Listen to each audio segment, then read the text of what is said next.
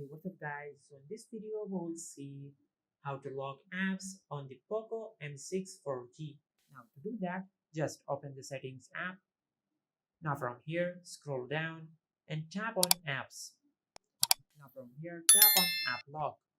Now from here, tap on turn on. Now from here, just connect at least 4 dots to create a pattern. Now from here, just draw your pattern one more time to confirm your pattern. Now from here, once you have confirmed your pattern, just tap on next. Now from here, tap on not now.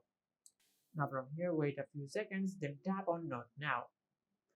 Now from here, tap on use app lock. Now from here, tap on cancel. Now from here, just enable the toggle for the apps which you want to use app lock on. Just like that. Now from here, if you go to your home screen and open the apps which you have enabled app lock on, it will ask you to enter the pattern. Just like that.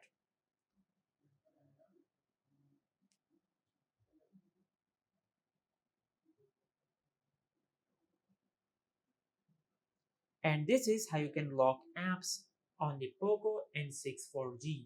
If you found this video helpful, please like the video and subscribe to the channel and hit the bell icon to get notified when we upload a new video.